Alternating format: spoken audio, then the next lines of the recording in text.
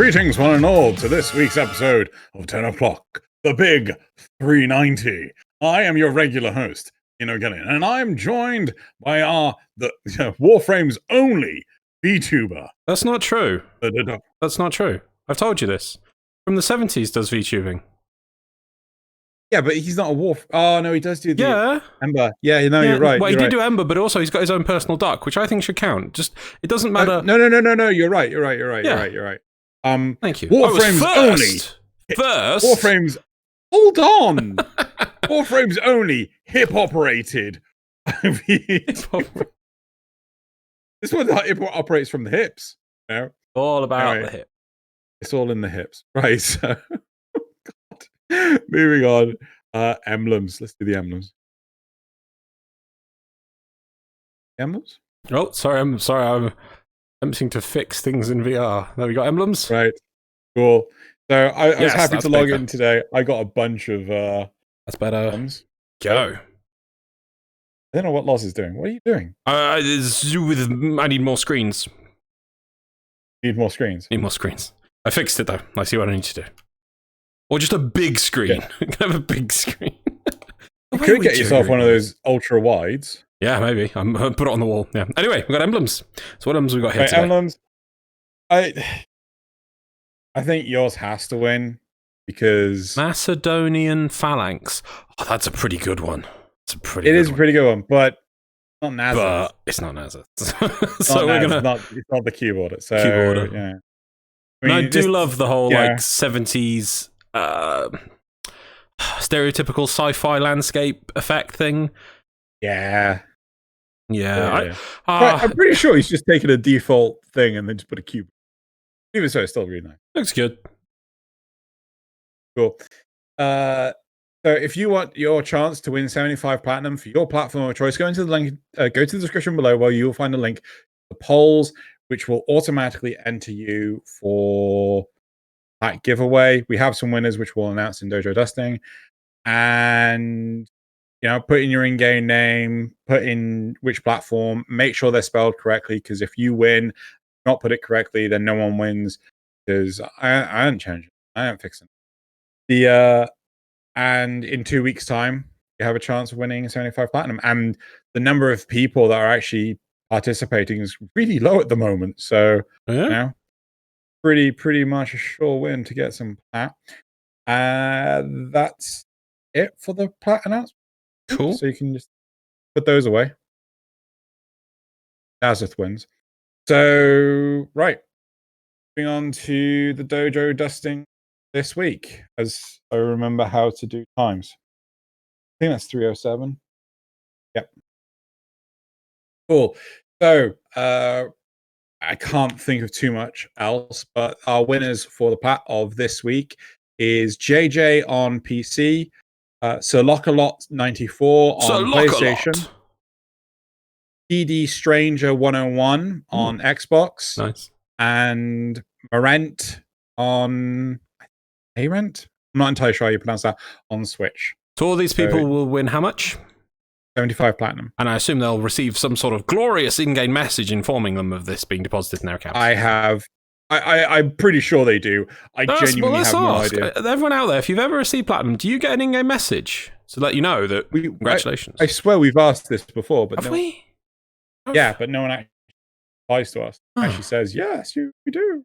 Okay. So please do. They are the winners. Put it in the description of this, the comments of this video, and I will spot it. So please let us know. I would love to know. And if anyone does get one, a print screen of it would be nice. I would love to know what it says, because otherwise you just get 75 platinum without knowing. I mean, you're like, I don't know if I've had my gift or not. I'm pretty sure you get an in-game message. But I also, just to point out, this will be delivered to your inboxes after Tuesday the 11th, because that's basically when I need to get the submission. So before you'll actually get it. Right. Right. Okay, so that's it. I can't think of anything else with Dojo Dusting. Is there any existing competitions you currently have on Twitter?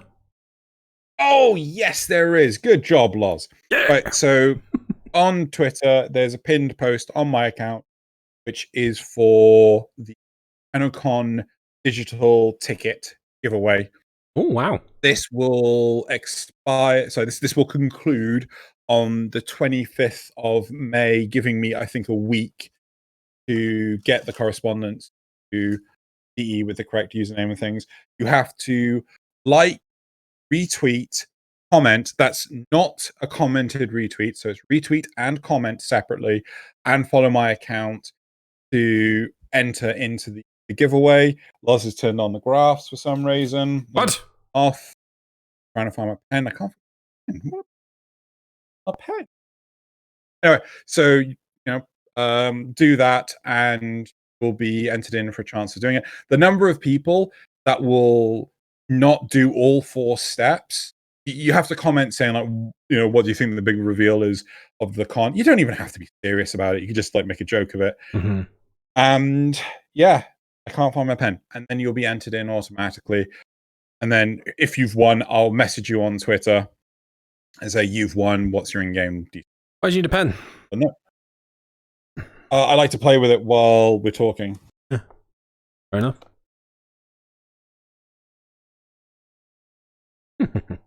Moving on. All right, so that's Dojo Dusting. Now we're going to move on to the War Report. This means war. This means war. I know. You know the reference. So that's good. Do you have anything? No, I was just going to go over some points. Just literally, everyone obviously knows that TennoCon is coming, TennoCon 21. Do get your digital tickets now. Don't miss out. The TennoCon 2021 Dojo Showcase is something that's up, and I've got here from the website. Spring 21 Feature Dojo Contest will also be eligible. Contest runs May 7th to 20th, with winners announced Thursday, May 27th. Those winners will receive their inbox message on May 28th. Eligible clans have until Thursday, June 10th to submit their dojos. I think that's maybe for the TennoCon 21. It's all on the Warframe website. Go check it out if you want to get your dojo into the showcase. The last of the weekly alerts for the anniversary will be starting May 10th. That'll be it for last week. We get the Rakasa armor, the Excalibur Dex in Action glyph, and the Dex Noggle. And next weekend, May 14th to 17th, will be an Affinity Booster weekend. That's the last one, probably till next year. So don't miss out if you want to get some extra playtime in. Yep. Just also a part of the War Report, there is a charitable fundraiser with Covenant House Toronto's main mission campaign, culminating in 2 hours stream with D.E. Taylor and co-host Charizard. I don't know. On May 15th. If you would like to participate, that's something. So go check that out. Nice. I think there's it's just and then last part of the War Report is I found my pen. You found the pen. What can we do with the pen? Sorry, I just like to have it in my hand and just play with it while. Is it a clicky top? No, it's not a clicky top. A Sharpie. Play with it in my hands just to keep my hands occupied while we're doing this. I always have it whenever I'm. That's where I feel like I should give you a stuffed animal or something to hold instead. No, because I can't pull a stuffed animal apart, can I? Why are you pulling Take the lid off the pen and things. Right. Yep. Good. No, I mean, otherwise I'll end up just playing Xeno Alice while we're doing this, and then you'll be like asking me questions. I'll be like, "What? Sorry, I was too busy just purifying." Just purifying. Sorry, I can do that too. I can do that in VR. Watch. That's what I'm right. Looks like. That's genuinely what it looks like. And the worst part is, if you're doing it while on a meeting with work and you're waiting for someone to finish, coming back from something, and you're busy swirling, and you've got your phone off the camera, they're wondering what the. What's off camera? You're just going.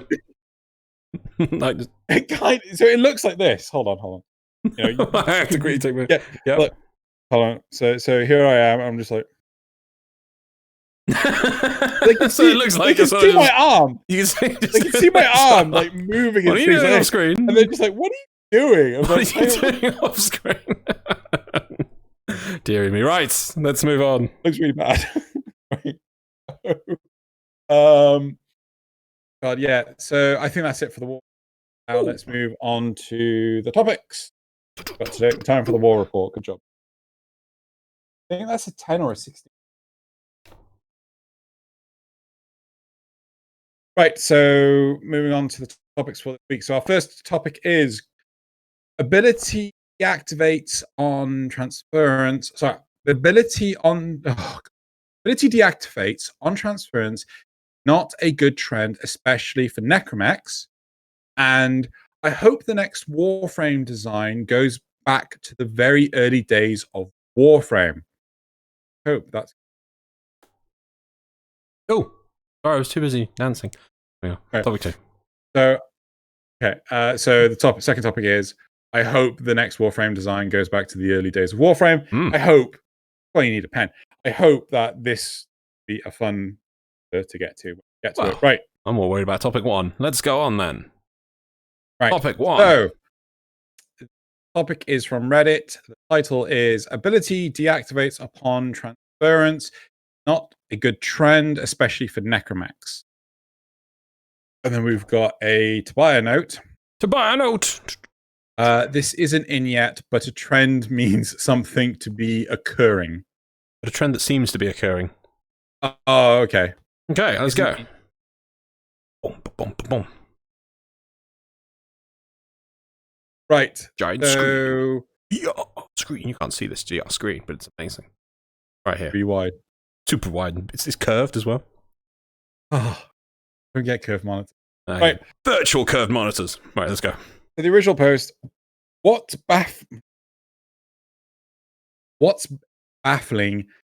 What is baffling is that that Storm Shroud originally stayed on while Transference was active back when Heart of Deimos was new, but then it got inexplicably patched out around Deimos Arcana in a stealth nerf.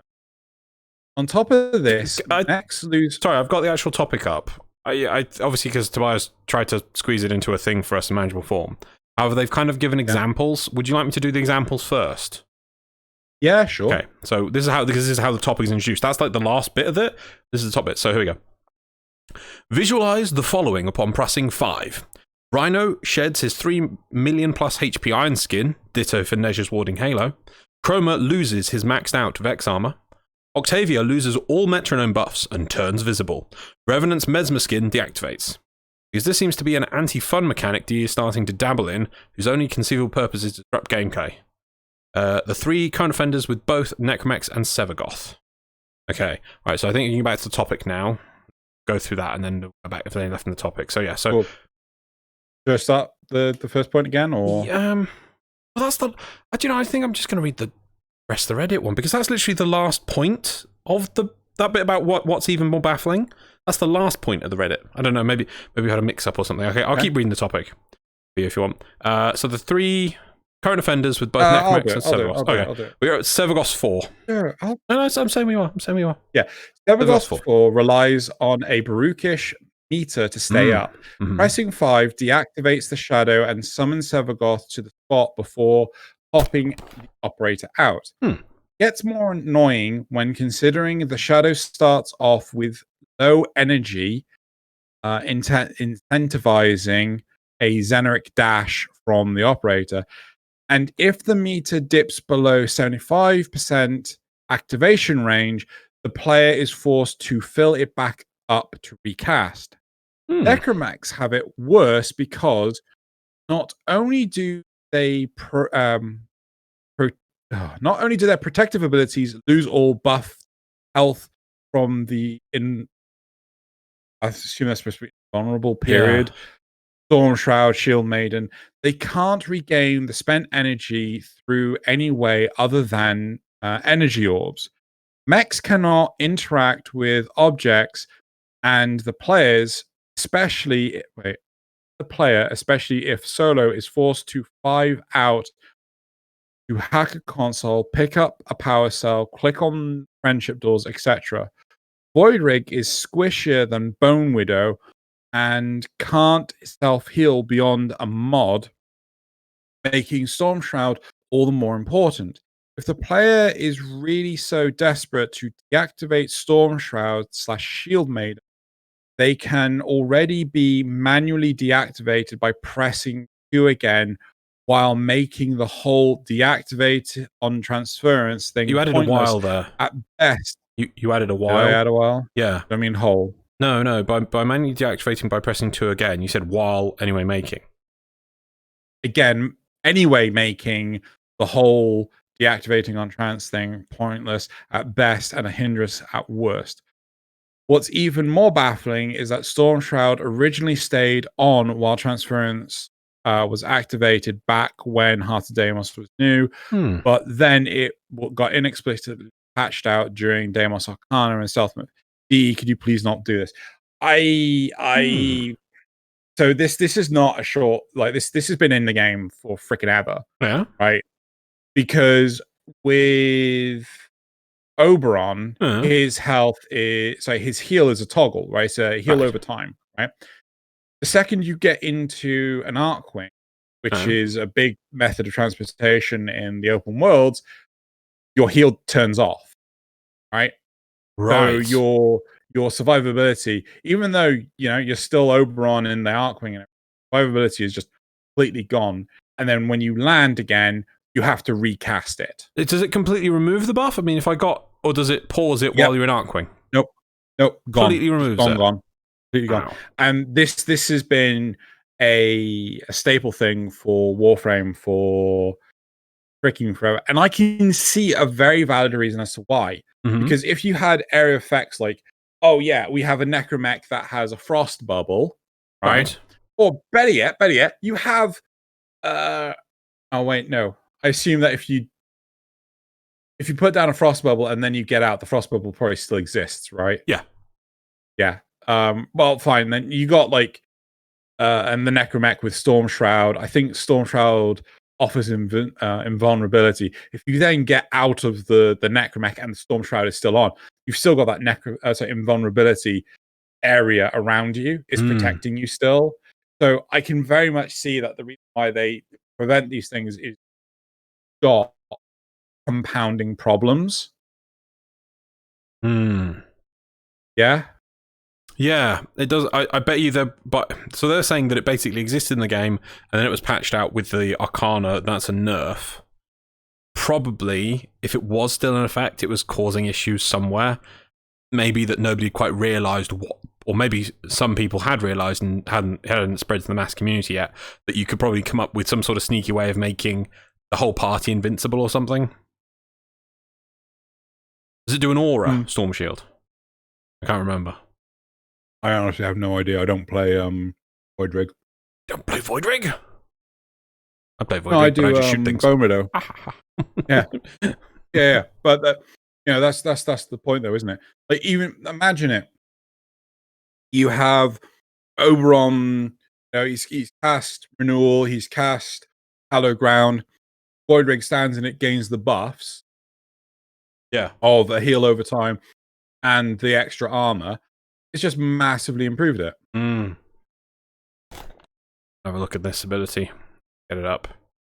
Because honestly, I just find just shooting things is easy. I don't ever really use the abilities. The cooldown's fine as it is. Let's have a look. Storm Shroud. Is that going to expand it for me? Yeah, it is. Both necromech and a powerful electrical field that generates enhanced survivability in close combat. Enemies that strike the shroud suffer for their impudence. Void Rig spends 50 energy to create a reinforcing buffer. 1,200 base health. One activation of Storm Shroud is invulnerable for 3 seconds. Oh, and then it just does the whole, within that period, it generates additional health. And does not reflect void damage. Reflect chance and duration are not affected by mods. So, right, so the invulnerability we're talking about is a 3-second vulnerability here. And okay, fine, it loses the shield, the health shield. But thematically, I feel it makes sense because you're the one powering the Void Rig. It's the one we've got does not operate independently. You have to be in it for it to work. So it would depower itself or turn off when you come out. Makes sense. Gameplay-wise, yes, I can see that's a bit of a frustration. It's the same sort of logic of going into another fire bubble and when you lose all your buffs. It's sad and annoying. But I'm not sure enemies really shoot... No, enemies don't shoot necromechs while you're out of them, for one. But that's not an issue because I think they actually can regen. I remember this at Christmas. Hear that there was a damage over time, like if the enemy shot the void rig. There's a reflect. When attacked while active, the shroud has a 100% chance to reflect damage back to attackers. And is that just the 3 second bit? No, or is that I think that's the whole time. Yeah, while active. So, like, maybe you can use it as like a wall before, that maybe you could deploy your necromech, get out of it, and then the storm shroud would still be in effect, and if the enemies tried to shoot you through the necromech, they'd kill themselves. That might have been an issue, something like that. I could easily see that as an exploitable thing. Like, I'm gonna talk about something I do know, which is the whole Oberon side of this with Arcwing. Just before you start that, I'm wondering if maybe there was going to be some bug with it where you could park a necromech near a boss or something, turn this on, get out the necromech and run away for a bit, and then any damage done will be reflected to the boss. Something. I bet you there was something like that because I don't think enemies can target the necromech while you're out of it. I'm like 100% sure on this because I used it to recharge shields in the event at Christmas using that method. So, but then there may have still been effects where the Storm Shroud could still proc that effect even when you weren't in it. So basically it becomes an invulnerable wall that is dealing damage to things. Bet you that's what happened. But nobody found an exploit for it, but it was like, that's going to be a problem. Right, anyway, you're saying Oberon and Arcwing. Like, I get it. I dislike it when I'm trying to... I rely heavily on my Oberon Iron Renewal being up, like, as long as I have energy. The fact that it turns itself off when I get in the Arcwing, I find extremely frustrating. Mm-hmm. The problem for me is I don't remember, and this is like a learning curve, is I don't remember to turn it back on when I get out of my Oberon, if I get out of my Arcwing. So the question here is, should it pause and then resume being in effect when you get out of the Arcwing? Should the Storm Shield pause until you get back in the Necromech, the Void Rig? Yeah, right? Well, the best way it should work is that the duration keeps going, but the ability has no effect till you return to the state in which it should be affecting. If it's a toggle, but what about the energy cost? Well, let's talk about toggle first. Toggles I'd say are separate, but we'll do with the normal buffs first. Like your your healing a toggle? Yes. Oh, it's a toggle. I was only thinking for buffs and things, like, because is this a toggle? No, this is a one-off. No, I think this is timed. So I think you use it and then it's on for a duration. Oh no, yeah, I don't think Storm Shroud has a duration. Sorry, it's you activate it. 3 seconds to get additional, you get the invulnerability for 3 seconds additional thing, and then it'll last until the extra shield runs out. Like Oberon, Iron Skin. That's what I was going to say. Yes, like it's an Iron Skin. Rhino's Iron Skin. Yeah, but it's still the duration. Yeah, it's not duration. So, but I was thinking, so either way, so that would just turn off, but then she come back in. You'd have the health restored in theory. But so if your toggle, I don't know, could it pause a toggle? That would be the best. Well, that's what I'm. Either alternatively, like, I mean, with a toggle, I would just like, I've gotten out of it, like, turn off the toggle. Oh, I'm back in it. Turn on the toggle. Right, so it would automatically turn it back on. But then I'd have issues with like Iron Renewal and stuff. Personally, I prefer like a pause with a 0 cost. Yeah.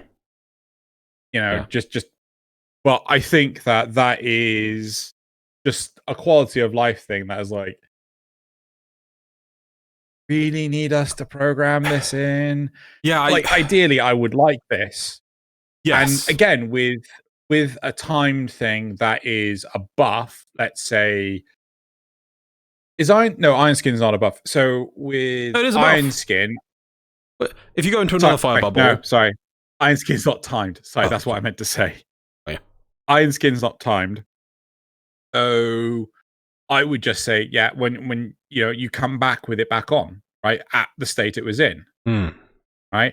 So say this about anything, right. And so let's pick a timed ability that has a duration that is a buff. Come on, brain. Hysteria. Can you think of any? Hysteria? Good job. Right. So Hysteria. So, Hysteria has diminishing returns. Was it diminishing returns? Basically, it gets worse the longer you've got it on. Yeah. In terms of energy costs. Magnifying costs. Sure. There you go. Magnifying costs. Better way of saying it. I think if you get out, it should put a pause on it.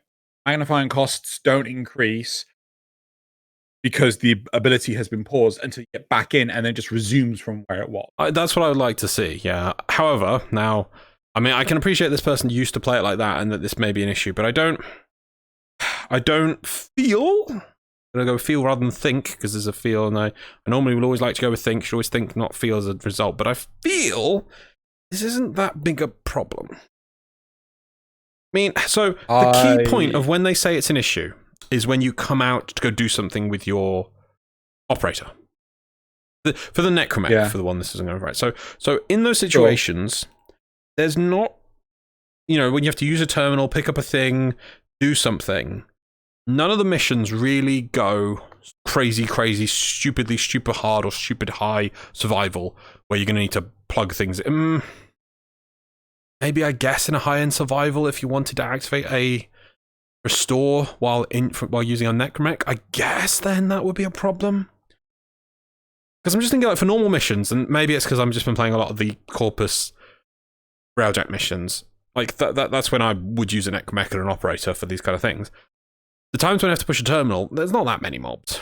But is this an issue if you wanted to use an necromech in a high-level mission, like a survival, that's gone for like 2 hours, let's say, really level 200, 300 mobs, then it would be an issue that, you're coming out, activating the terminal, the thing you restore, getting back in your necromech, and then it doesn't have the shield up, could get you killed. I'm trying to think of a situation where this would be an issue.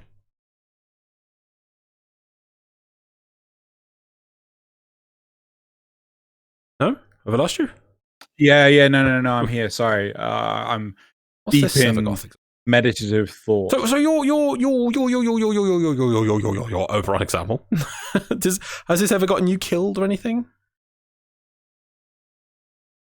Dead? No. On the floor crying because I forgot to turn it back on? Yes, many times. So how about a mod which auto recasts it when you land? So it literally does it work as it has now? Abilities. Yes. Well, it would do both. Oh no, but we do one.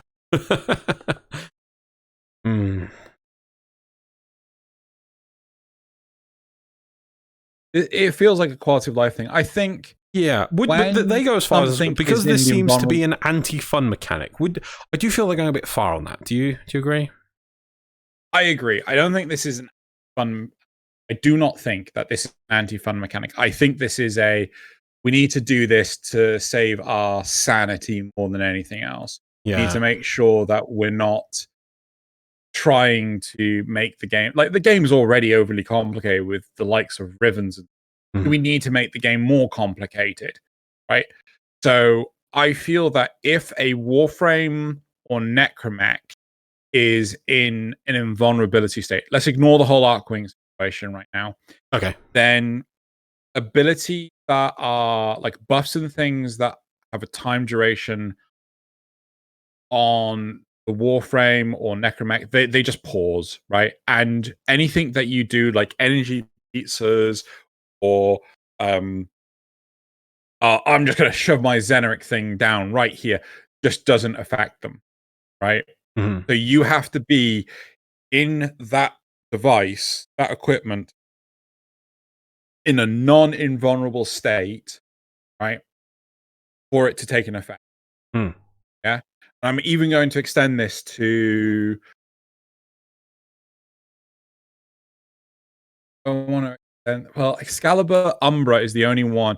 Maybe this is why we never got those Echoes of the Void.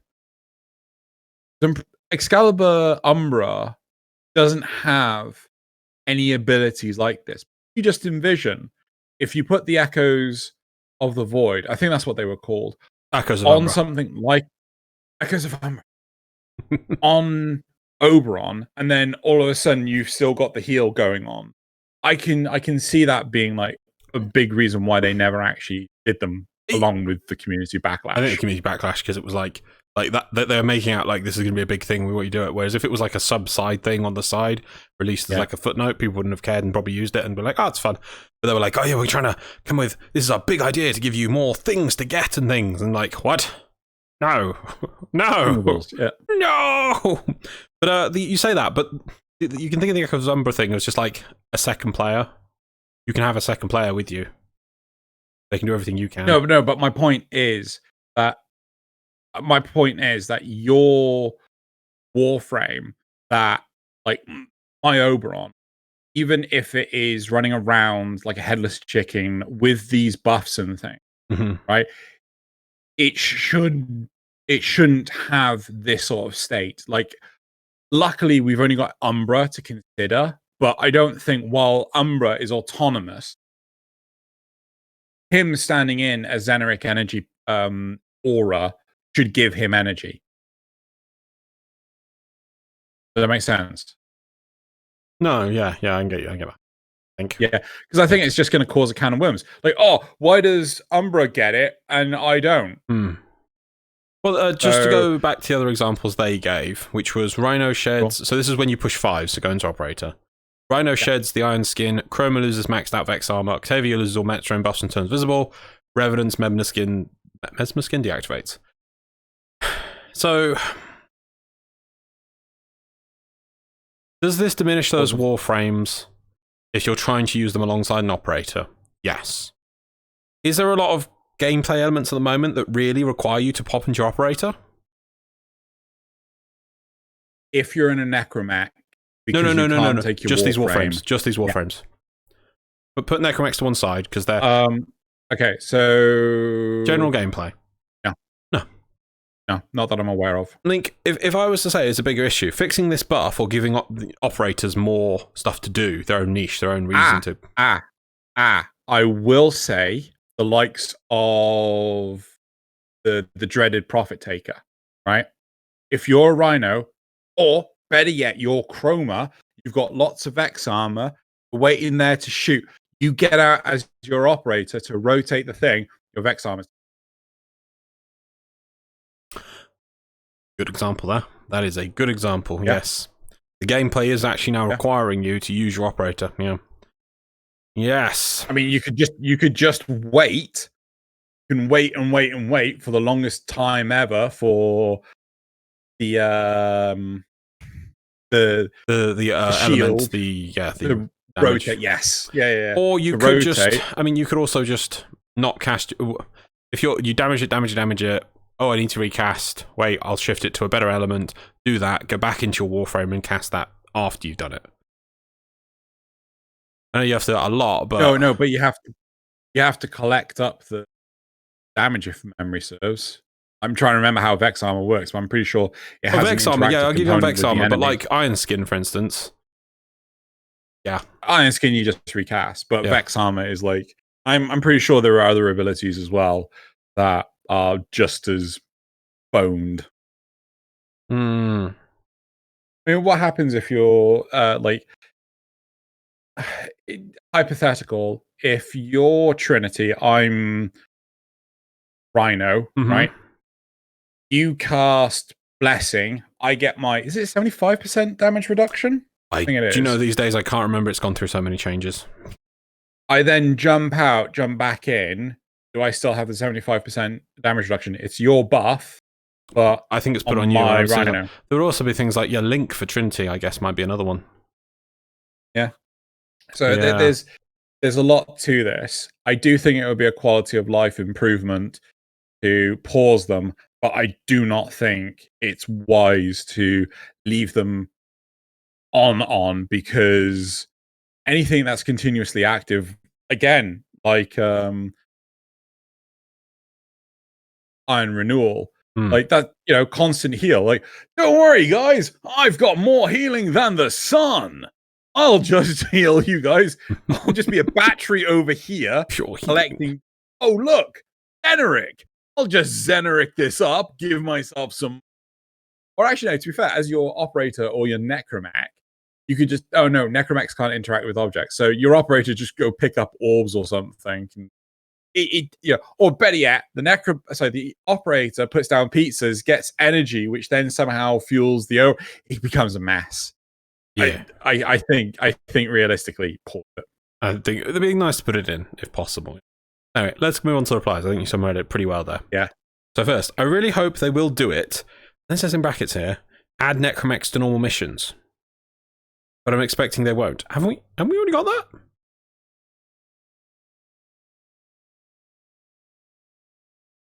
They'd have to figure out a way for you to stay in necromech while navigating really cramped spaces or keep abilities going when transferring control.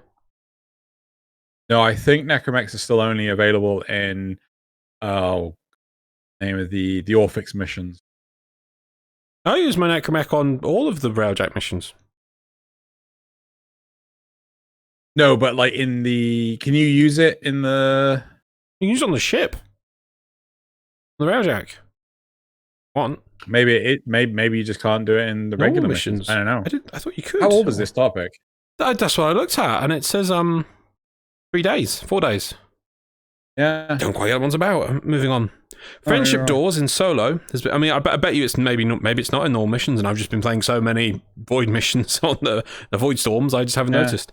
Anyway, friendship doors in solo has been one of the dumbest things DE has continued to leave in the game for years. It's nothing but a pace killer. No.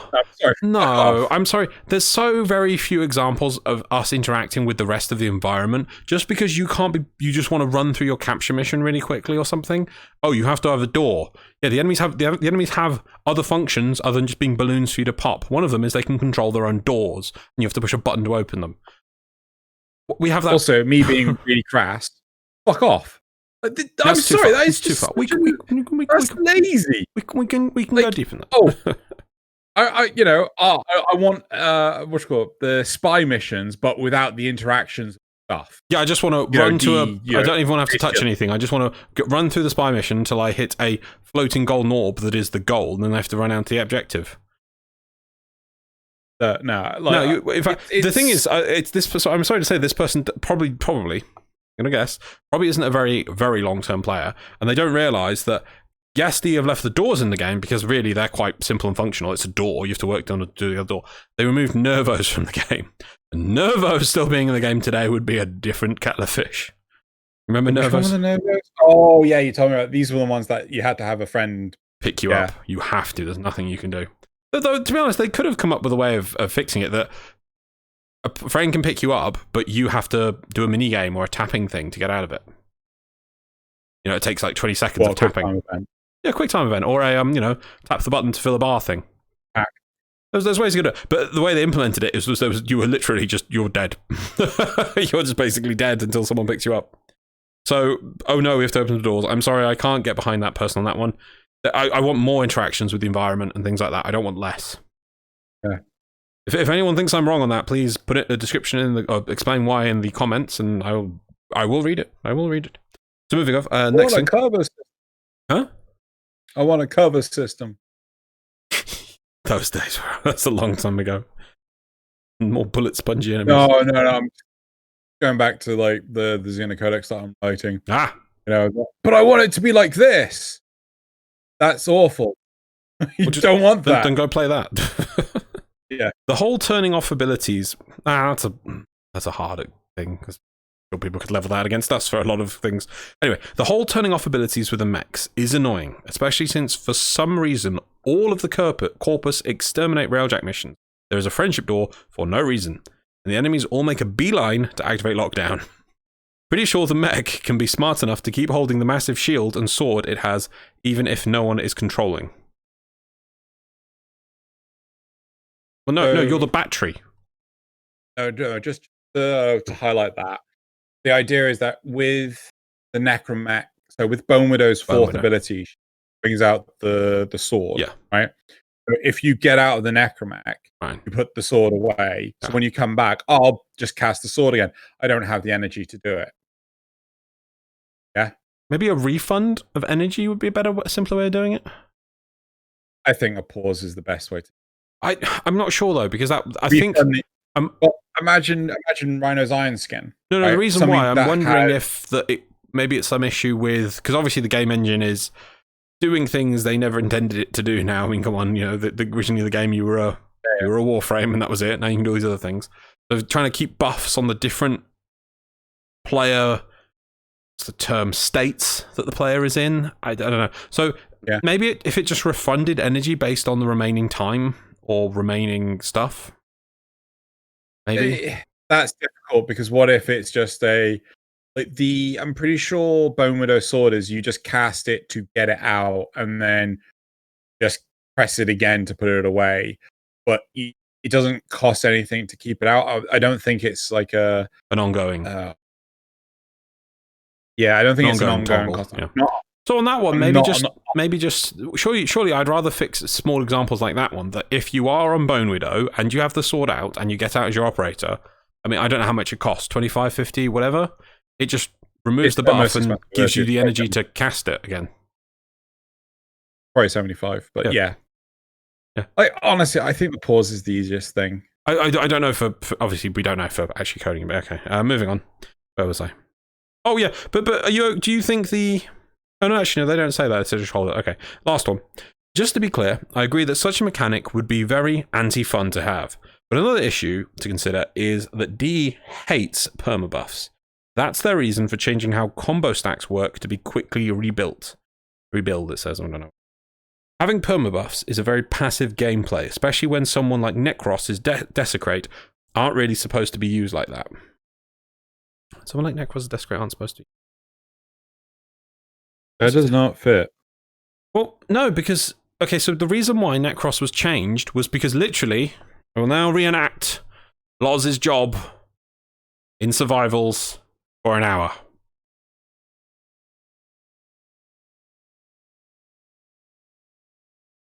No, you're not doing it slow enough. Oh, sorry, yeah, so... Fingers. Gotta get those fingers wiggling. Yep, there we go. This was my job. At the same time, Xeno's killing all these mobs, and I'm like, oh yes, wiggle, wiggle, wiggle, wiggle, wiggle, wiggle, wiggle, wiggle, wiggle, and it was like, right, wiggle, wiggle, wiggle, wiggle, wiggle, wiggle. That was it. You would do spam casting Desecrate because you had to cast. I don't know if it was that way. I don't know which way the hand went now. Actually, I think it was left to right, right to left. No, it was left to right. It was left to right. Yeah, it was left to right. No.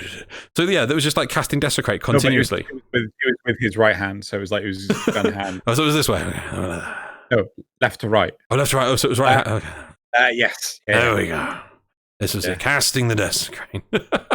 I don't know. And so they changed it to some sort of toggle, and it does take energy. It's not that they don't like perma buffs. It's that they couldn't. If they remove Desecrate completely, everyone grabs the pitchforks. Everyone. Yeah. Right. So they have to keep it in the game now, and it was a cool concept, but obviously because of the way they come up with cool concepts, but then nothing survives. No plan survives. What's the word? Interaction with the enemy. I think that's the thing. No plan survives contact with the enemy or something. And it's the same thing. Like, oh yeah, it'd be cool if this like from the dead, and then he gets like resources from the dead. That's a cool idea. Players get this. I'm gonna use the hell out of this ability. Yeah, that's what happened. So that's why. Yeah. So now it's a. I remember originally what was the duration for Oberon's heal. Yeah. Was absolutely massive, right? Yeah. And then a certain Brozim turned around and said that Oberon's heal was utter trash, and I'm like, are you kidding? And then completely off the back of that, it was turned into a toggle. Like, it was within a day that they changed Oberon. Like, this is the rework, right? So the rework came out. I think it was like a 2-minute heal over time. It was really long. You can make it massive, and then it was turning around. I was like, oh no, this is terrible. And DE very, very rapidly. I'm not quite sure if it was the same day. Right. Turned it into a toggle, right? And it was like, so as long as you have energy, you can keep the toggle on. And I'm like, but I can get truck tons of energy. This isn't difficult to do. What? Okay. Sure, just make it more. Yeah, done. I'm happy. Yeah, okay. So it's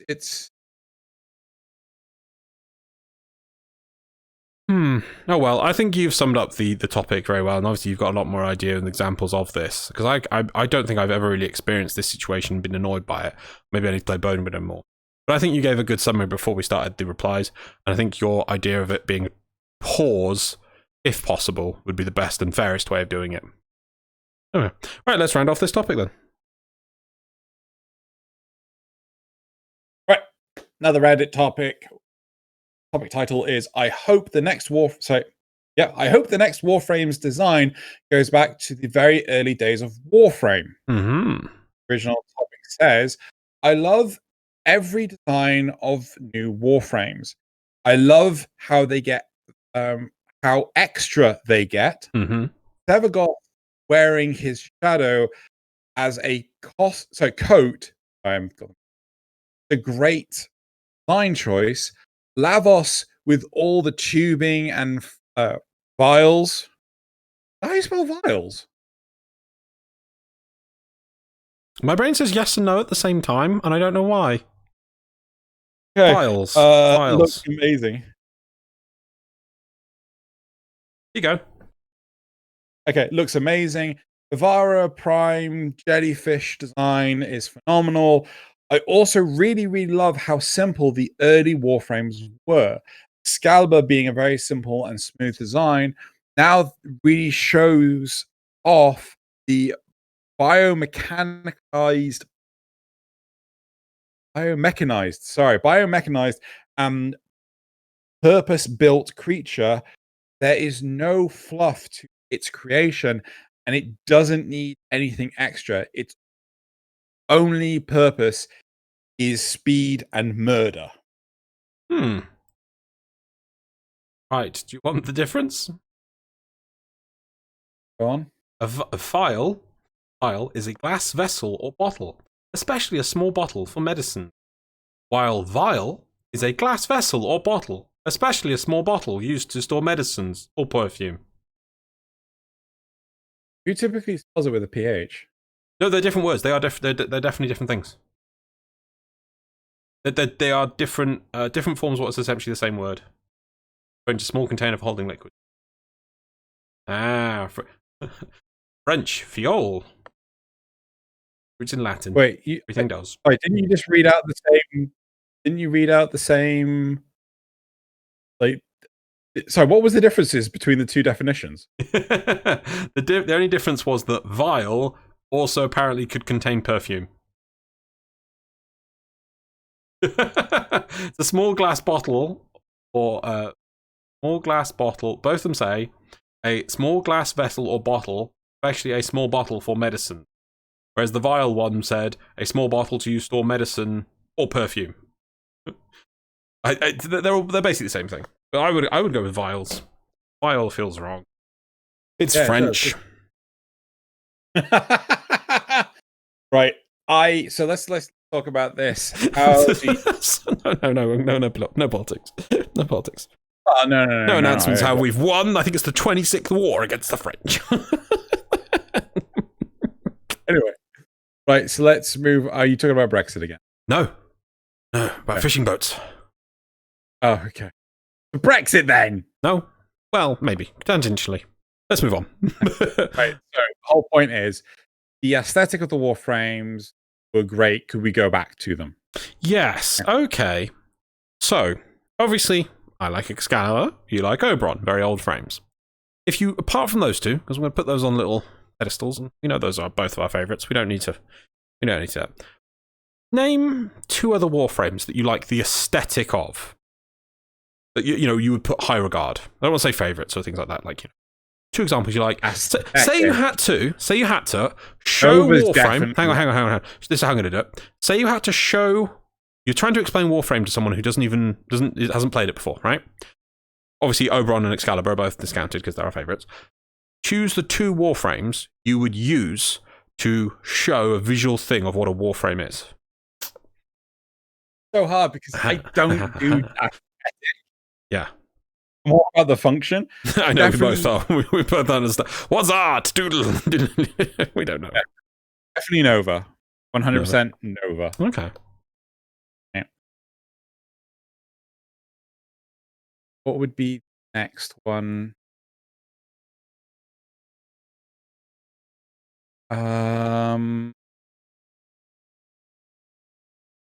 It also depends on the person because I tailor this.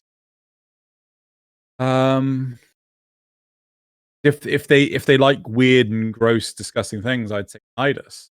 No, you're not. No, you don't know this person. It's your job. Every 10 minutes, you get random people walking, and you don't know nothing. They are empty slate to you. Nova. I'm trying to think of like the most recent one.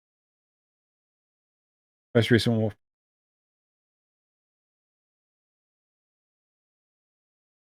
God, who have we had most recently? Protea. No. Oh God, I've been playing it. I'm probably playing it in the bloody footage. Baku. Garuda. No. Garuda was ages ago. Oh, not Garuda. Grendel. That's who. Grendel. Yeah, Sevagoth. No. Gauss. Gauss, I would. Wisp. No. If it was the Gauss helmet, yes, I would show off Wisp. But if it's just the generic Wisp helmet, no. Okay, I would probably pick. What was? Hildren was the next one I said. No. Protea.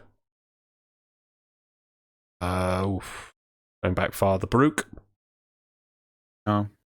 Nidus. See, again, like I would Nidus if they're into weird, disgusting. Yeah, you're things. not. But no, this is like you think if you had like a job for people off the street. So that's nice. Yeah, Nova Gauss. Nova Gauss. Okay, I'd probably go Titania and either Rhino or Hildren. They're very similar. They still look kind of the same thing because I think it'd be good to show that kind of overpowering like aesthetic thing because it visually goes, oh yeah, look how big that thing is. It's powerful, you know. It visualizes the power. Both those Warframes do that very well, I think. That's what I do. So yeah, interesting. So you picked, sorry, what was it? Nova and Gauss. Okay, so we've both got newish Warframes and an oldish Warframe in there. Okay, I was wondering if we both picked like nothing but old ones. Like, you know, if we went Rhino and Mag, you know. Well, like, part of me wanted to go, I would go Loki. No, I wouldn't go Loki. No, I wouldn't go Loki. I wouldn't go Loki. Like, his knave skin, like, actually, that's what I should do. With my legion of, what's called Warframe fan artist friends, I should get them to do a new design for Loki and Oberon. You want a new one? No, you don't need a Excalibur. You got too many for Excalibur. Exactly. Excalibur like skin. Like, do a deluxe design for Oberon or Loki. Like, let's just flood DE with designs for Oberon and Loki. Well, if you have the money, because if you, I'll laugh at you and poke you with a big stick if you say you'll pay your artists through exposure. So if you're willing to hire artists and you have an idea, go for it. I'd say. I mean, there's loads of stuff in Tenno Gen and stuff like that gets, you know, the sees the idea and then runs with it. Yeah. But interesting. I thought I wanted to see which wins we'd choose, and because I would say there's some Warframes I would never pick to show for that. My example, like I wouldn't pick Mesa. I wouldn't pick Protea. I feel that they look like they're wearing clothes. I don't think they. I'm not big fan of their aesthetics for this reason. Baruch is another one. Limbo. Like, Octavia's all right. I'd pick Octavia because it's, you know, it displays the, you know, with the extra bits and pieces. Limbo, I don't feel like I think Limbo is like Frost in that it actually does a good way of blending what looks like clothes with the biomechanical mesh. The only thing with Limbo is gigantic Play-Doh back, right? Yeah, exactly. But the Play-Doh back is better than Mesa's nice cropped little short jackets or Protea's head scarfy thing, and looks like they're wearing clothes and dangly bits. I do get where you're coming from, but the problem for me with Limbo's giant, you know, the one shade of black. That's the issue with Limbo. Is not the actual model; it's the skin, and you can fix that with skins. Like, just whip a skin. No, it's the way that it's coloured. That we can only Oh well, okay, yeah, but at least it's halfway there. Like, you can't not make Mesa look like it's wearing a jacket. I mean, you can make it the other way. Like, there's that really cool Nova skin that looks like it's wearing a hat and like almost World War II aesthetic clothes. It's, you know, just subtly. You can do it that way. But if it looks like it's wearing clothes, I've yet to see somebody that makes me look like Mesa isn't wearing a Duster jacket, or that Protea isn't wearing clothes. They're just that's just my two that I don't like pulling up as examples. But still, okay. So Right. So they say, okay. So for the next Warframes design goes back to the very days of Warframe. How do you feel about this then? Do you feel there's anything bad with the newer Warframes? Aesthetically, no. Okay. Functionally, yes. Yeah, see, I'm much more on the function. There are a few Warframes, like I've just said, Mesa and Protea, where I have like niggling issues. But I think in the past I've been a bit negative for this exact reason, saying, oh, they need to go back. These days, though, I mean, I look at some of the newer ones. Gauss, I think we both love Gauss, don't we? Gauss just looks cool. I liked Hildren. Aesthetically. Aesthetically. Yeah, I'm talking aesthetics here. We'll get to the functional. That's where we have the big issue. Aesthetically. I like Gauss. Hildren's one of my favorites. I mean, Wisp is cool, but Wisp looks like she's wearing clothes again. The Gauth helmet. It needs to be the Gauth alt helmet. Yes. Okay. That's fair enough. But at least if it's I'll give you the. How about you can allow the alt helmets, because basically I think even DE calls Bastet is basically Valkyr's default helmet these days. They're like, we're just gonna shy away from that Valkyr. If I'm allowed to have alt helmets, I would definitely pick Wisp over Gauss. Really? Yes. Mm. It's just her dome helmet looks just so. I mean, when I say alt helmets, I mean the first one they come with. Yeah. Okay. Came with the Gauth helmet.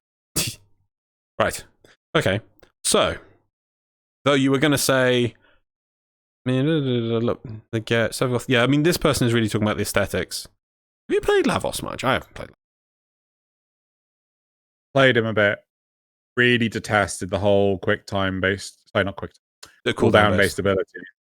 And I was just like, no, I do not get on with, like, the thing I love about Warframe is the fact that it's down to the energy efficiency as opposed to, like, the energy economy, as opposed to, I press the button, oh, wait.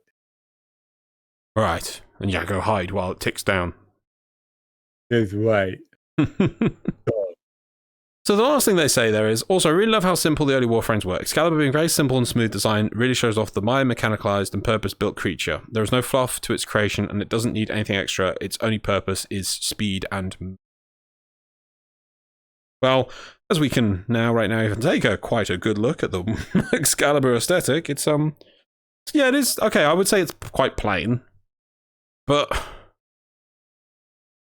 It doesn't really bring anything more to the table. Like, you wouldn't call it a swordsman from the default Warframe, but that's what basically it's supposed to be. Until it, pulls out an exalted. So would you like to see another Warframe as simple as Loki, Excalibur, Mag, Rhino? Visually. Pause.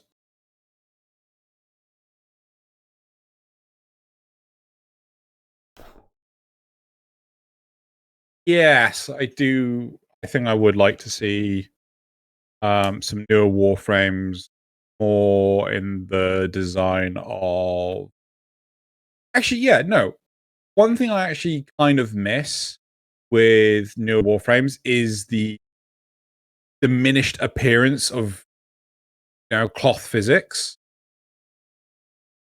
The diminished appearance of cloth physics? Yeah, so like a lot of the more recent Warframes have cloth physics on them. Be it like a small, something dangling off their hip. Yeah. Why can't it be like more streamlined, simplistic Wait, my webcam's all fucked. Oh. Right. Go. Yeah, so I'd like to see more Warframes that are the more simple design, like Loki, like Nova. It's great having these complex designs, but at the same time, I think I'd rather keep those to the deluxe skins, because deluxe skins are always going to be massive, more fanciful premium things. Yeah, they're premium. Yeah, like, look at the upcoming Ember skin designed by Debbie Sheen, right? It looks utterly amazing, especially with the weird blade feet. Blade feet? More like the holes in the back. Oh, there's that too. You know, the caved-in lava back. Yeah, so cool. But the whole point is that, you know, there's no room realistically to go backwards into simplicity. It's always forwards into complexity. Well, okay, so the Excalibur, you say that, but the Excalibur design, so if you look at it, there's the arm blades, yeah? See those? Arm blades? Yeah. There's a bit of like piping and tubing on the bottom that flows it. The arm, under the arm, there's these little bits down here, as you see on both sides, that are like a sort of almost like heart monitor stuff going down there. There's the neck, which isn't but texture-wise, it's fine. Texture-wise is nice and complicated. No, it's not. It's quite simple. I mean, I'm literally listing all the points of describing it. Apart from that, there's nothing else really. There's the heart monitor stuff, which is not symmetrical on one side, not the other. And then there's these hip things. Oh, see, if I had my feet trackers, which should be here soon, I could lift my legs up, but I can't.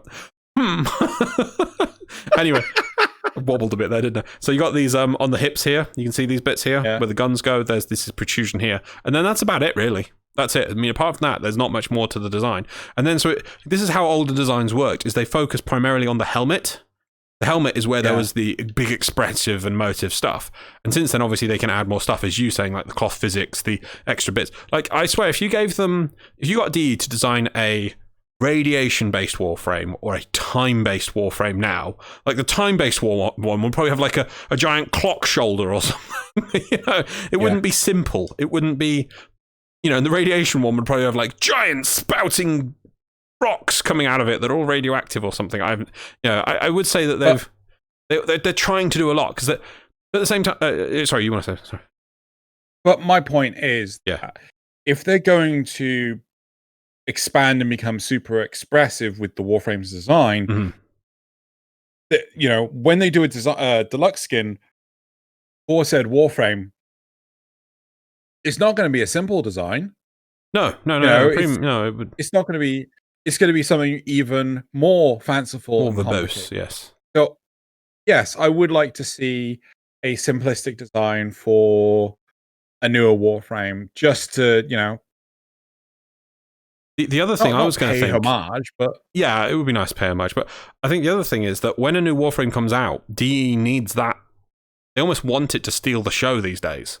It has to be the next big thing. It can't be a next reserved kind of subtle throwback to the old days. No. It needs to go front page on Steam. It needs to go on the website. It needs to go on side banners to let everyone know. Cool looking new Warframe. What's that? Oh, it catches my eye. Bizarre, you know, plain old Excalibur these days is a bit old hat, you know. I want to make a terrible joke. Go for it. It's a bit adult. I don't know if I should say it. Well, go for it. Page 3 Warframe. Page 3 Warframe? You know Page 3 doesn't exist anymore. I didn't actually. No, they got rid of it. I'm pretty sure they did. Oh, fair enough. That's also, I think, more of a British thing, by the way, as well. No, I totally know it's a British thing, but I mean, like, I'm pretty sure people could Google it and things, but, you know. Yeah. Anyway, the whole point is, I would like to see simplistic designs of a Warframe for the future. Do you know, I would like to see them do premium, like sub-premium skins, a range basically of minimalized Warframe designs for each Warframe. God, there was this big phase in the early 2010s of wallpaper, minimalist wallpapers. Right. Where you get like, here's a character of an anime and things like that. And they would like really dumb down the detail. Okay. Yeah. And like there was a huge phase of this on the internet. Like, I swear, like the early 2010s. You mean wallpaper for websites or for houses? No, desktops. Like computer desktops. See. Yeah. Anyway, should we go to the replies? Yes, let's move on. Yes. I think we were debating whether or not we'd like to complain about how they function, but I think that's not what this topic's about. No. Let's keep going.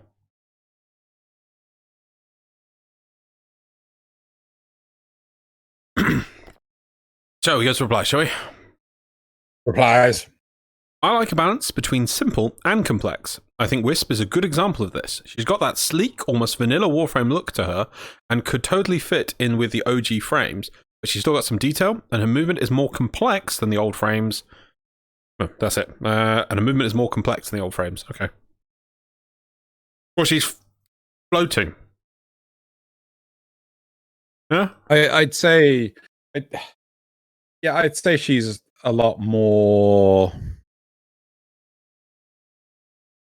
She certainly fits the style a lot more than Warframes like Harrow or Nidus.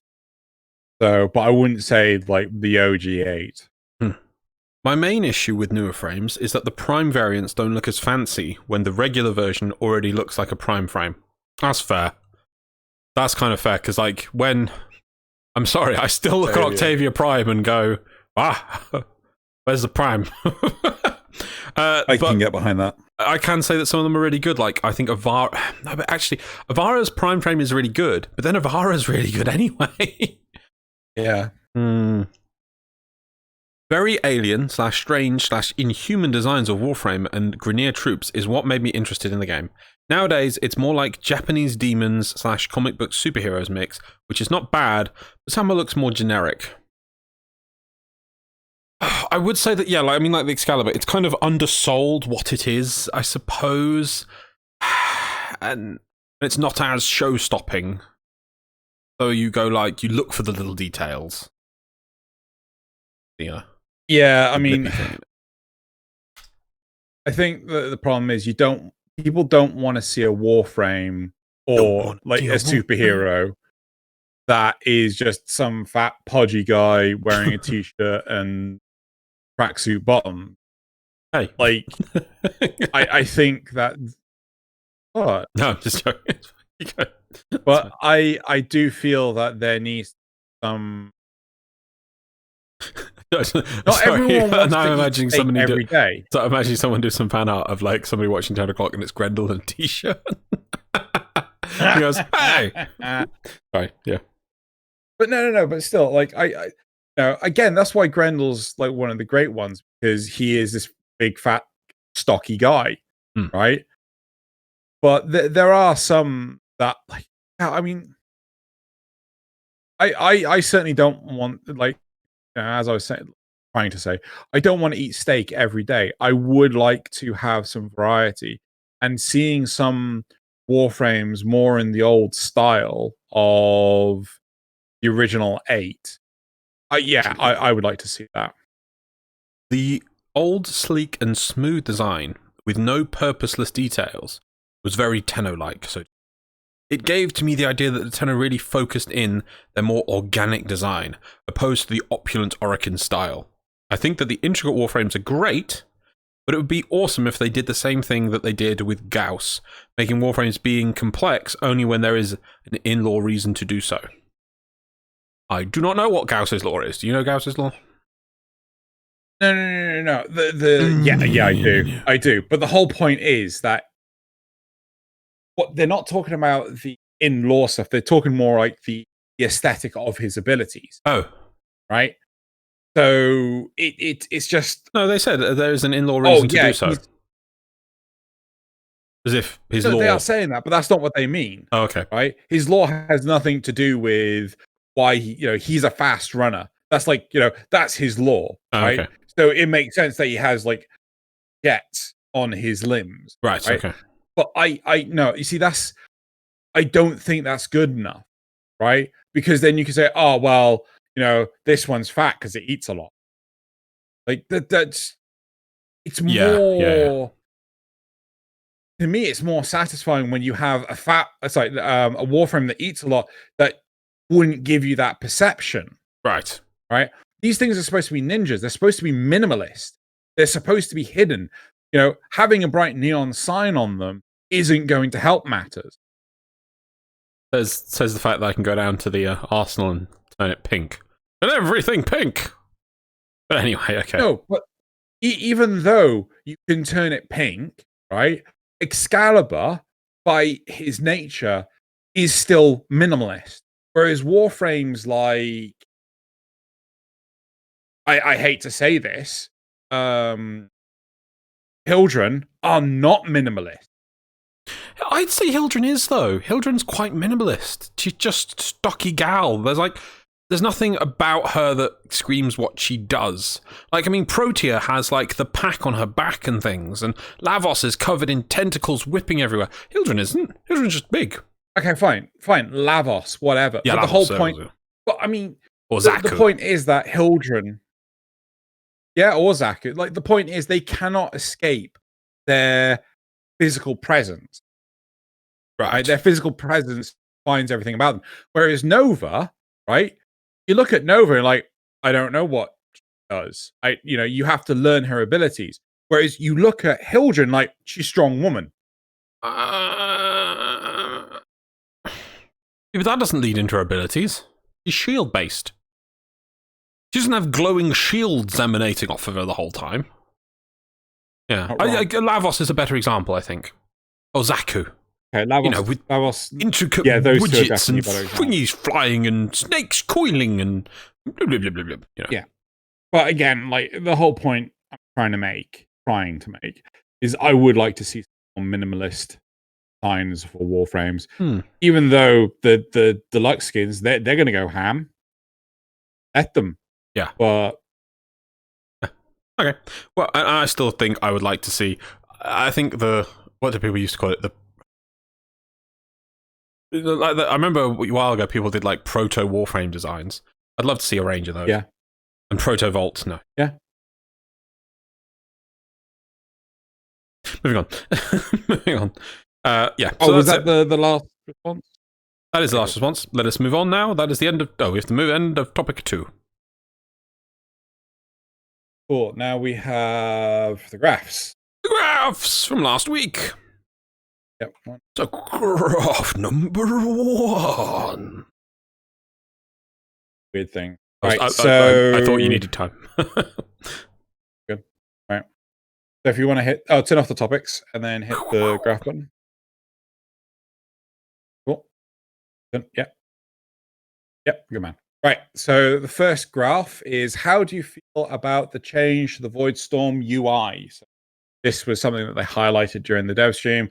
We've seen it during this footage. Like, it's a lot more, hey, look, it's over that way, rather than, hey, look, there's one near you. Yes. Oh, yes. Massive improvement at my end. What did people say? So 6% said negative, 28% said positive, 28% also said, I've not played Voidstorms. Interesting. And 39% said neutral. Personally, I do prefer this, but I would like it if it, again, around the Warframe. Because around the Warframe, you can do like a spherical direction. When it's on the 2D viewpoint, you can't. So you don't know if it's above or in front. It's trying its best, but it's limited by dimensions. 2D. So I think I'm positive for it. Right. The next graph, if you want to hit the button. I keep clicking it to look at it myself over here, and I never remember to click up there to turn it on there. Yeah. Right. So how do you feel about the addition of ribbon ciphers? I don't know. Right. There, what's it got? 11% said negative, 44% said neutral, and 44% positive. I'm positive, but I can see people being neutral on it, because if you do them yourself, you're like, I just do them anyway. But I've just had some that I look at and I'm like, I can't be bothered. Yeah. Completely agree. I'm positive with them. All right. Next one. Right. Do you feel the briefcase weapons are old-fashioned and need more function? 33% said no, and 67% said yes. Winner, winner, chicken dinner. Hey. No, I'm wooing. There needs to be wooing. Woo! I love the people there that are going with me. The thing is, I was debating someone in the description. I think I put I'm sorry, I can't remember who it is offhand. The comments, sorry, yes. If DE just released these as a set of weapons, on the update and said, here's some new weapons we're showing. There's going to be this gun, it unfolds. There's going to be this sword, it unpacks. So like, there we go. These are corpus ones. So the whole theme is like the unpack, and that's it. And they just showed them. I'd be like, cool. That's nice. If these were Tenno reinforcements. Yeah, no, even save them for the patch. Even if they were kind of pre-showing the patch, there'll be a whole suite of new weapons that are just coming with the patch. Don't these look cool? Move on. Like nothing, not big show and dance. But they've made on multiple dev streams a big swing and showing dance about the briefcase weapons and look how they unpack. Like, no, you can't make this be a thing and then have it not do anything. I'm just like, I don't know, because like I just feel they're overhyping it when they don't need to. But is that like, not a matter of perception? No, because it's their own thing. They've come up with a cool idea, and they're like, oh, let's show everyone our cool idea. Isn't this a cool idea, everyone? Don't you agree this is a cool idea? Look at this cool idea. I'm like, yep. We already have weapons that unpack. A few of them. Yeah, we do. Quite a few, some of the corpus ones. Like, hell, even the windscreen wiper unpacks. Oh, yeah. I mean, these might be a little bit more complex than unpacking, but okay, so you've made them pack up a little bit more. It's not amazing. They don't need to be given a cool name and a thing, but they do every dev stream when they show them. Look at this one. It goes away and it's like, yeah, it's just 2 swords. Like, yeah, that's cool. I'd be excited by the 2 swords. Like, but it's a briefcase weapon, but it's... Anyway, moving on. You know what's interesting is the fact that, a third of the people said, no, they're not old-fashioned and need more function. Yeah. That's interesting. Well, some people just want weapons. Yeah. Yeah. Move on to the next one? Yeah. I think it's 4. Yep, 4. Do you think Warframe has enough of a reason to go back to the start of the star chart? 39% said yes, and 60% no. Are we having issues again? No. Are we? I can hear you. Can you hear me? Oh, I can hear you now. I can now. Oh. Yeah, 39% said yes, 61% no. I don't think there's nearly enough reason to go back to Earth or any of the other planets. Agreed. Cool. And I'd certainly like, hey, let's just bring in some kind of Argon-like resource that you can only get from these. Anyway, last graph. Do you feel the start of Warframe needs a rework to pace it out better for newer players? Right. 28% said no, 72% said yes. Yeah. They never... People don't realize when you want to get someone in something or teach somebody, you do want to hold their hand. But then you want to slowly let go of the hand. Maybe give them suggestions. Why don't you go over there for a bit, do a thing, and come right back to me? You slowly do a little bit longer next time, a little bit longer, and then you let that child go into the universe, But instead, they're like, okay, I'm going to hold your hand. Dum-de-dum-de-dum. Let go. Right, go on. Save the universe. I'm going home. Dum-de-dum-de-dum. So breadcrumb quests which over several areas, maybe give people then a little bit longer. Maybe one that's 2 planets to say, I would have loved it had you gone like, I'm going to go home now, and you literally walked off screen. I was tempted to, but there's a chair in the way. I don't know how. I could have gone that way, actually. I could have gone that way. Yeah, I should have gone that way. I could have gone off screen. Let's just try. Yeah, I can just walk off here, can't I? Yes, he is safe. Anyway. Right, so part of me says yes, it needs to be reworked for the new players, right? As you said, there needs to be an incentive to go to explore the deeper planets. It does feel like, hey, look, I'm leading you by the hand, and then all of a sudden I've let go. I mean, at least lead them to the first junction. The original Vor's Prize, where you had to go to Mercury to fight Vor, that was good because you had to do a junction. Now that Vor's Prize coming back, will you? Now that Vor's Prize, I'm back. Sorry. Now that Vor's Prize works, that's really throwing me now. Works entirely on Earth. Yeah. Makes it so much harder to understand this point of progression because, like, oh, why am I going here? Oh, I've got no reason to go here. Like, I don't know why Vor's Prize can't overlap with you're going past Fortuna. Yeah, right? that's the thing. War's Prize was their attempt to do this kind of idea, but it was literally go 2 planets away and kill a dude. And you're like, what? What's a planet? What are these nodes? Yeah. Where am I? You know, if it was, get to this mission on the other side of Earth, and then a little plot thing happens, and we need to go talk to people in Fortuna. We need to go to Mercury, you know, and then on Mercury it goes, go back to Mars. Oh, okay, I understand this whole planet system now. You know, instead it's just like, go find Mercury. As weird as it is, right? I'm not opposed to the game saying, go check this information out on the wiki. But this is something that I had a huge issue with Metal Gear Solid. Metal Gear. Right? So in Metal Gear Solid, I got to the point where you need to contact Meryl via the codec. Right? You remember this? Yep. Right. And it says, like, you've got to look up her number on the back of the case or on back of the CD case. Yes, it was the back of the CD case. I'm like, what CD? Yeah, literally. Again, what are you talking about? Yeah. You know that was like a copy protection thing as well. I didn't actually. Yeah. It was a sneaky way of putting a copy to protection because you needed the codec, which was just a print screen on the back of the case. Yeah. If you didn't have that case and you had a copied version, you'd be like, what? And these are the early days before the internet was easy to get to, you know. But regardless, how are you going to get a copied version of the game? Like, if you were going to get the copied version of the game from the internet, how on earth were you going to get it? Oh, not from the internet. From Dodgy Dave down the local market. Clearly. Right. Yeah. Anyway. Oh, chipping those consoles was a massive industry. Massive industry. You know? Anyway. But, like, I do want to see the start, like, improved. But at the same time, we have more stuff for the end of the star chart. Yeah, okay. So, yeah. Right, okay. So that's it for the graphs. Let's move on to water questions. Dive bomb fishing.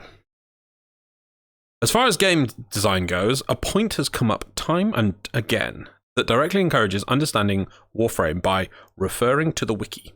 Despite the wiki being updated and tested over time by very involved and competent players, it is still a valid point to say that this is bad design on DE's part, forcing players out of the game to find answers. Do you think this should continue, or should DE reach out to employ a community team to create official tutorials that cover more of the game?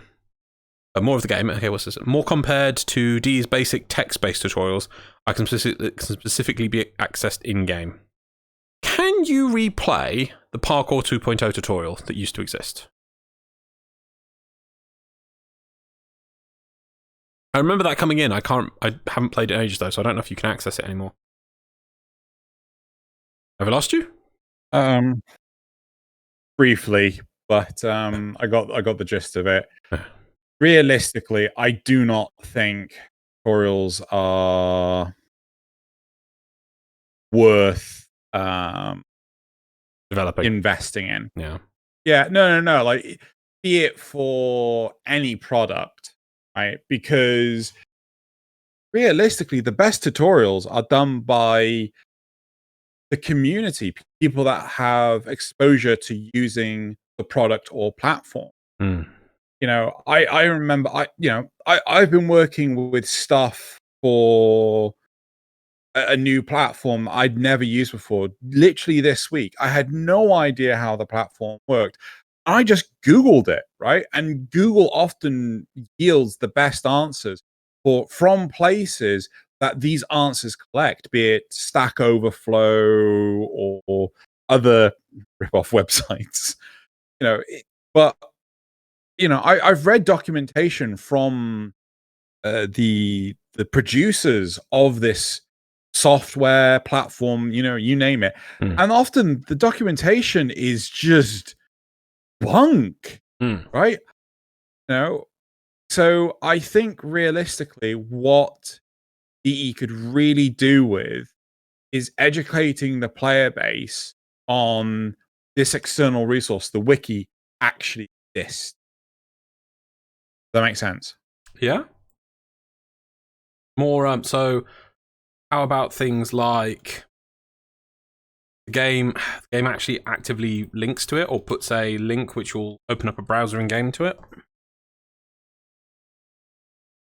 You can definitely do that for PC, but Yeah, for what consoles, about yeah. I mean, again, I'm pretty sure consoles have web browsers. I honestly have no idea. I know the Xbox 360 definitely did. I'm pretty sure the 2 generations old now. Fine, I'm pretty sure the Switch doesn't, which was the follow-up statement. Does the Switch not? Pretty sure it doesn't. Oh, whatever. Anyway, yeah, I think you made your point. Anyway, yeah. So moving on from Zerugal. Zerugal's question was about Discord bots, but before I read this out, I just want to ask our lovely audience to hit that like button and comment down below. I promise we read each and every comment. Oh, and subscribe, because we need a certain number of subscribers to link guests when we have them on. Xeno, have you tried the Apollo bot for Discord? MMO guilds use it for raids and events and stuff like that. So this is to do with the fact that I forgot to clear off a questions channel until earlier today. I'm like, oh, damn it, I knew I'd like this week has been chaos incarnate. So I need to find a bot that will automatically clear the questions channel. And are you doing squats? Yep. Yeah. No, I haven't investigated Apollo. Let's talk about it later, Zreal, if we haven't already. Dive Bomb Fishing also asks, in Warframe, RNG is often stacked on RNG. An example is the state of the mod Carving Mantis when it was first introduced. This is a mod that drops from Cetus bounties, and before DE updated to have it also drop from some sentience, this was the only place to farm it. If the right bounty was in rotation, your chances of getting the mod could rise as high as 8.14%, as a reward for stage 5 of the bounty. However, if the reward table was cycled to not include it, the only place to get it was a 0.5% drop from an enemy that only appeared 33% of the time. And only on a bounty mission that could appear as few as 20% of the time. This drop... Hold on. How on earth do you know the percentage of the appearance of the enemy? I don't think that works. That's fair. Maybe they'd have to run the bounty and see if the mob turns up. That would require multiple runs of the event, I guess. Anyway, this drops the rate down to potentially as low as 0.033% per mission.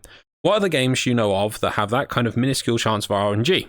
And should DE actually improve this system by not implementing stacked RNG methods of obtaining items? MMOs, for one. Secondly, yeah, World of Warcraft. You've missed one point. It's tradable. So you might be like, oh, I can't get this one mod, right? Does that destroy your entire thing because you don't have one stance mod? No. Would you be able to get it in the future? Yes. Can you buy it on the market? Yes. Does it give people... Partly, what do you want to do, I would assume, to keep a healthy market going, is to introduce rarer items to give people something to sell, especially when a new patch comes out. Over time, more people will have that mod just by random chance, and the price will go down. So yes, if you want it now, you have to either farm it ridiculously or pay a high price for it. You give it a month, 2 months, it'll go woo down in price. You can probably pick it up for like 5 platinum now. Oz has big feels for this. Also, like the things from MMOs like World of Warcraft with minusculely tiny drop chances for getting, weapons and legendary weapons and stuff. Never tradable. Never tradable. I mean, hell, for the longest time there was one legendary weapon I was trying to get until it was like, oh yeah, you need a minimum of how many people did you need for the blood thing with the vampires in ICC? 8. Yeah, you need a minimum of 8 people, or 9. Also, talking about random RNG, it's time to pull out the flail story again. Oh, fucking 7 fucking months to get that fucking flail. Sorry, LDR flail from Diablo 3. Yeah, horrible looter shooter. Looter shooter? Literally. No, it is. The equipment that you get, well, fine. I mean, maybe it's an action RPG. It's not the shooting part. Yeah. The whole point is everything can drop a piece of equipment. Anything could drop this flail. Literally any mob in the entire game could drop this flail. It was a legendary. It took 7 months for it to fucking drop. Right? It was ridiculous, and all just to have the special effect of, oh, it makes this one ability free to cast. There you go. I hope that answers your question about Xeno's feeling on painful abilities with low drop chance.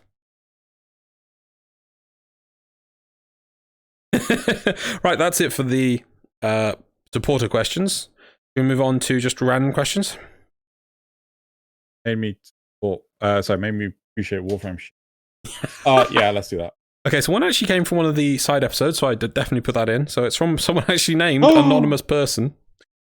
I think helping players helps remove the grind aspect from the game. When you play for a long time, it's usually about grinding, getting X components and Y parts. When you help someone else, it's about helping them get whatever they're after. I think it removes the frustration of running X missions 50 times and not getting the part. Because you aren't here for the part, you're here to help the other player. So the disappointment is partially removed from the situation. That, and helping newer players, you usually aren't so much grinding so much as running through the star chart. I would say it's a refreshing mix-up, is why people like doing it. There you go. Very nice. Very positive. Yes, I concur with this. I'm wondering what the hell are you running 50 times to try and get? But, Fails. Yeah, no, yeah. Nazareth put some good points. It might be a good idea to show off a screenshot of the build you're using that week. Maybe give a brief explanation of what it's supposed to do at the beginning of the episode, maybe after the glyphs. So yes, I was supposed to ask you, are you using any build this week? No, not this week. I was leveling Grendel and Zaku for builds, I think. So I'm getting ready for some builds, but I will get around to doing it. And I think I will put a thing at the start, and maybe what I'll do is I will have the build up at the start for about 2 minutes in. It'll probably sit on the screen for a bit, and I'll hover the mods and things, and then say it in the report section or the Dojo Dusting bit. We could take a screenshot of the actual website with the build in. No, I can just put it on screen. It's fine. Oh, we'll put a link in the description as well as what we'll do when I do builds. So I think now's a point out as we need to do things for it, and we will. Also, Loz, I like your idea of an armor set that increases over time, but that would be more dev resources that they're putting into the new war right now. Yeah, Loz. It wouldn't be hard. You just make it complex and then take bits away. Take away from a new war. Take away from a new war. Oh, that's fighting words it is. Okay, JJ24. Do you feel the style of Warframe needs a rework to place it better for new players? Yes. I don't know why D is so afraid of having multiple exit points for players. They could easily just have a story route that people can just stop after experiencing. Is way better than having people just fall off the train because of a lack of direction. Personally, I think more people will stick around than having them drown in the deep end of the pool they just got thrown into. I don't know if I'm misunderstanding multiple exit points, but I definitely feel like, oh yeah, you need to, in order to build your railjack, you need a resource from that planet over there. You explicitly say you need to go to that planet over there, and then they're going through the planets. Even hell, point them backwards as well. No, so what they're saying is basically that you walk up to navigation and there's literally just a button in the bottom left that is next story mission, and you can just keep clicking that, and it'll literally go through every quest that you need to do, and it'll be a set route. You just click one button, next mission, next mission. I feel that is just still hand-holding. I don't know if you can have concurrent story mission. But it would have a set order, this button. So it would be literally, you wouldn't ever look at the star chart. You just click that button and it'll do like 4 missions, whatever. Quest unlocks, completes that quest, does a few more missions, does the next quest. All the way up to like the War Within. And what happens when you get to the War Within? It does the War Within quest, and then you do the War Within quest, and then you do all, it just keeps, it has every quest in the game in a set order. It's like the story mode. What happens when you get... What's the last quest in the game right now? Tempestari? Tempestari. There you go. I was trying to remember what the hell. So what happens when you get to the end? When you've done Tempestari, then what? Well, it has. Then that's it. That's what I mean by exit point. That's like, right, you can put the name down now. You finished all the story missions for now. But there's more to the game. Yes.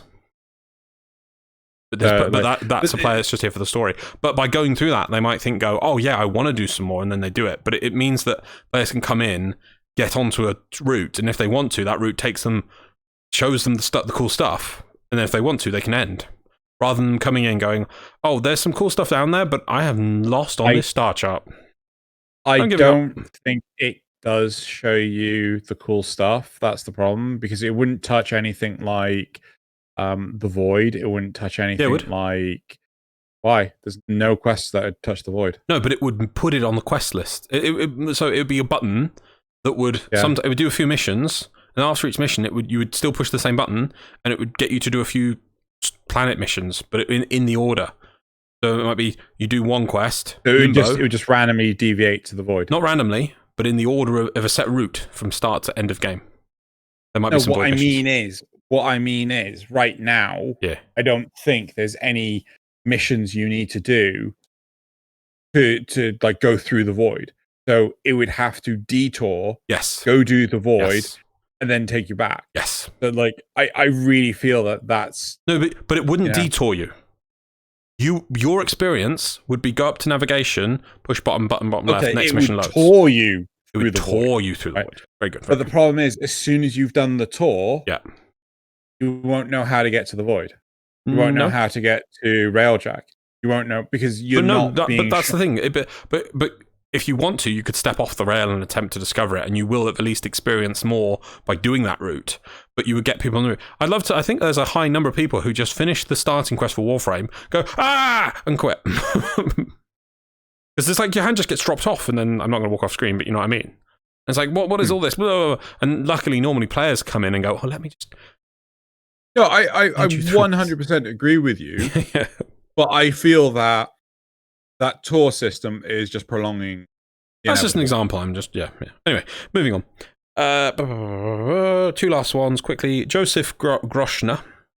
I would love to see Ricky Summer, the guy who did the synth cover for Sleeping in the Cold Below on 10 o'clock. Since he started his Warframe journey only last September, and he's been loving the game ever since.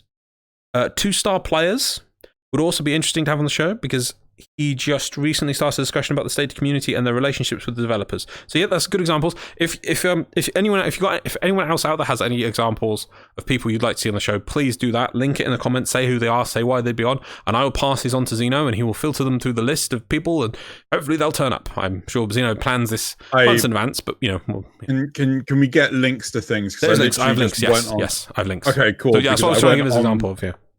I went on Twitter, just did Ricky Summers, and famous boxer. Oh, okay. So this is why I wanted to highlight Joseph. I apologize, I'm saying this wrong. Grossner. That they put the name, they put links, they've given examples, and there's loads of stuff. Good, and a relevant video link. Give links. We'll let us know how to contact people. And lastly, Nick Evans. Loz. You can zoom in the mining laser by hitting Alt Fire. Alt Fire? Apparently. Right click. Apparently there's a zoom on it. And I was like, yeah. Because I couldn't reach the thing. That doesn't improve the range you can hit it. Oh, okay, I don't know. I'll give it a go. You couldn't hit it at the right angle. I don't think it improves the range you can hit it. Well, give it a go. Give it a go. Right, that's it for those. That's it for the comment. So what's next? Right. Memes. We got the memes. The memes. Now, I'm sorry. I apologize. I feel that the meme crop this week was very limited. There was very few memes. I was a bit weird. I scrolled to the bottom and actually hit the bottom of the memes, and I was like, wait, what? Was the page quit? Refresh the whole thing. That was it. So isn't that many memes, I'm afraid. Sad. Right, anyway. So we are now just going to go through some memes, which are all from the r/memeframe subreddit. There'll be links of all these memes in the description below, along with Secret Meme of the Week, which I found. Another video of this one this week, and I thought it was all right. But anyway, let's go through the memes. So meme number 1. Is that right? Well, yep. Okay. Yes. Yep. It's Credit Booster Weekend. You know what that means? After all, why not? Why shouldn't I hold all the points?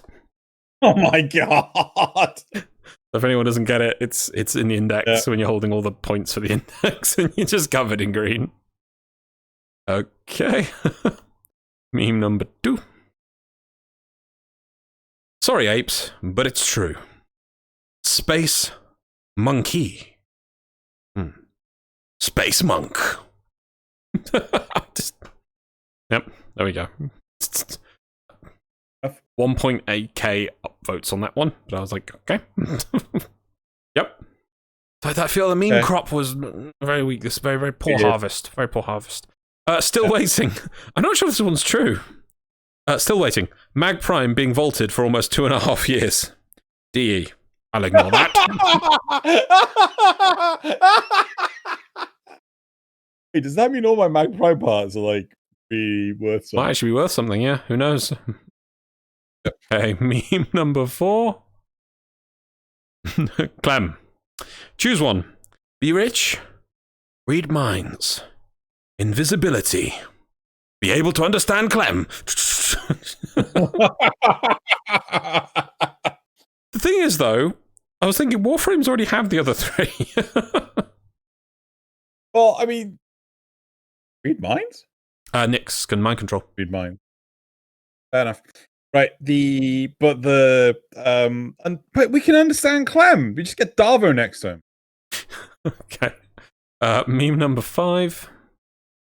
Any Mirage mains. Ember rains fire. Homer unleashes elements.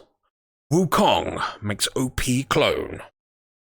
Mirage disco ball. So true.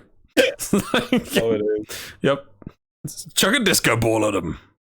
Yep. Okay, and then oh my god. Meme number 6, because this is a thing apparently at the moment. Yep. Think adversary. Think adversary. Fathom me, find me and die. Adversary. Oh?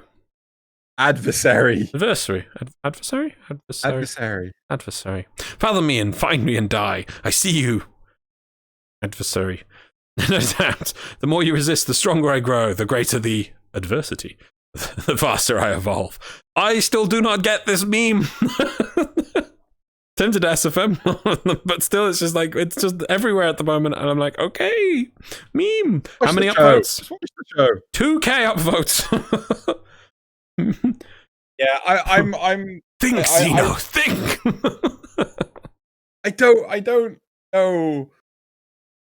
I don't know why this is so memeable. I don't know why people are going like meme heavy on this. One does not understand the memes. One merely must accept that they are. Right, cool. Moving on to the community shoutouts. That's the wrong button. There we are. Shoutout number 1. That was the wrong. Why don't you just like look at it and just go, "Oh, that's so pretty." Time, Xeno. Think about the times. No, this is. I just clicked on the first one, and this is coming up. Yep. Oh my god, that's just so detailed. And I've made this bigger, so now I can see things in the full thing, and that is just awesome. Apart this is Trinity Deluxe. Okay, apart from. Okay, I'd love somebody to like draw the rest of it and just draw like lines for the feet. Just like draw stick lines to finish off the rest of it. It's like it's right, so beautiful. The rest of it is amazing. Trinity Deluxe by Darika. I haven't seen a Darika piece. Ages. Dressing up for the next mission. Trinity Deluxe skin. All right. The second community shout out is Ureli by Sprinker. Just Ureli. Nice. I'm gonna wait to the old helm. I'm not liking that helm, but yeah. No, I don't mind it. Next we have Parvos by Archer. There's a man on a high with the devil in his eye and a golden hand, I'm told. Oh, load the full picture. Yeah, I am really looking forward to what. I'm looking forward to Parvos do. I don't know what Parvos will do, but I'm looking forward to Parvos do. Yep, he needs to do. He needs to do. Next is Sevagoth in a Suit by Edwino22. I like this. That is awesome. We've had a number of them. There's 2 variations of this. One with the shadow and one without. But yeah, no, I like this. Cool. I like it without the shadow. I think like the shadow should be. Yeah, it's like if you went out in the cold, you'd put the shadow. Okay. Shoutout 5, I think. Number 5, Octavia Prime by WF and a bunch of characters I cannot pronounce. See, they've put more effort in the team. Octavia Prime's true form. No, that is awesome. That is true form. Yes, yes. You know what? If this is the Prime Axis, I'd buy it twice. No, it's awesome. That Right, is and really cool. then the next community shout out is Ash Prime by El Rey Polilia. Go ninja, go ninja, go. Oh wait, no, that shout out is wrong. Why is that shout out wrong? Pause. Oh, Yep, sorry, this is the correct one now. So yeah, this is Ash Prime by El Rey Polilia. El Rey Polilia. Go ninja, go ninja, go. Yep. That's it for the community shoutouts. Off they go. That's Now not done.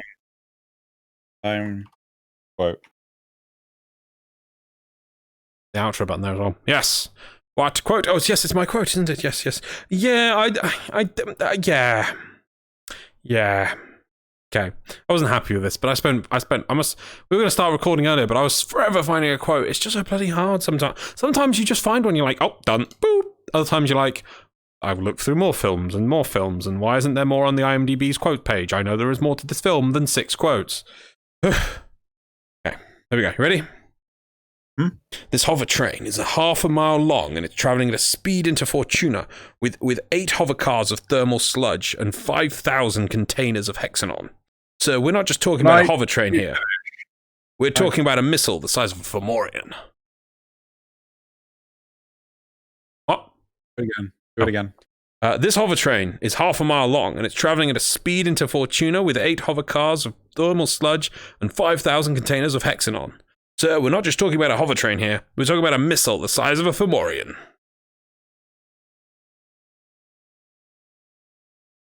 Have I seen it? I don't know. Film about trains.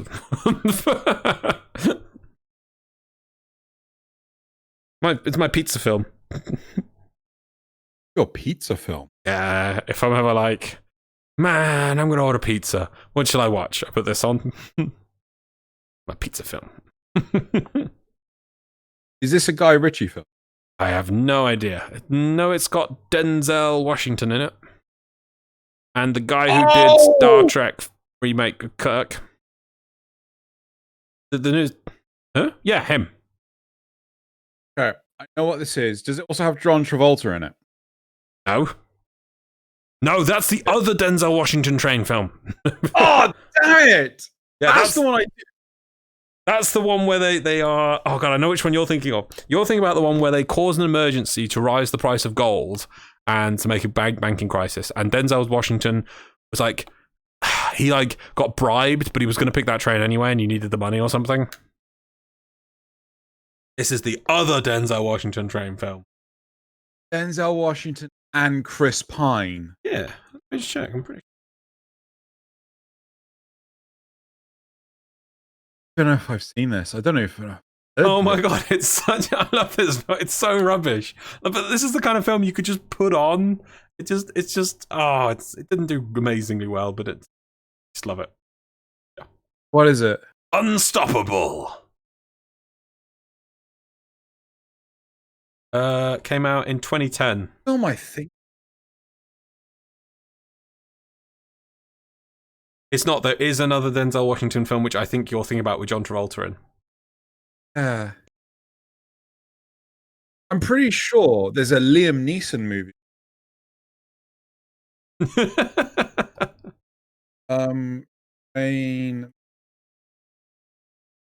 Which is The Commuter. Which one? Yeah. The Liam Neeson movie with the train is The Commuter. Right, the one with John Travolta is The Taking of Pelham 1, 2, 3. That's the one I was thinking it was. Yeah. I don't know if I've seen Unstoppable. Oh, it's a simple but fun film. Is it stupid? No. Oh God, no! I have seen this one.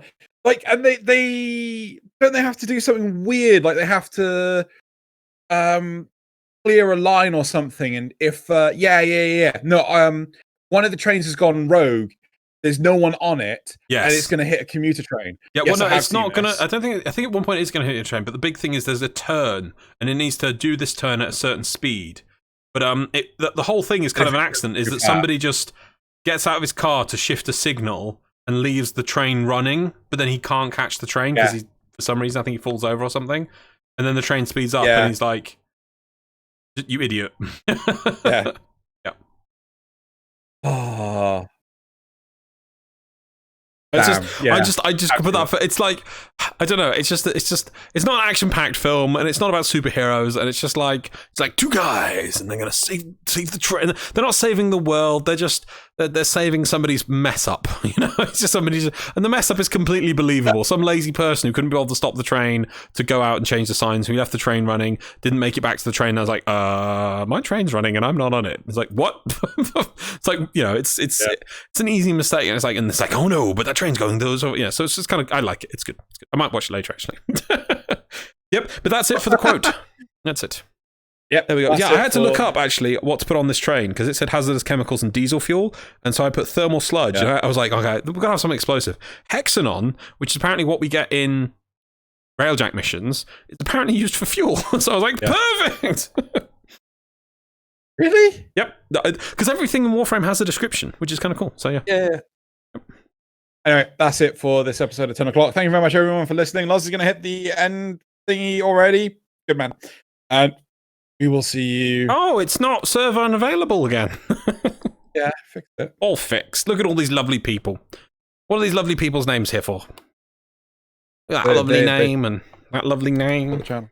They make the great things happen. And if you would like to also support Xeno in his Patreon, if you can, that would be brilliant. All the money he gets from Patreon goes straight back into his shows. Okay. So I promise you, it all goes to a good cause. Literally, he uses everything in making more episodes of this, that, or the other. So it will be thanked and appreciated immensely. But if you can, that'd be great. If not, just like, subscribe, support, and just put stuff in the comments, and it's equally as good. Yeah.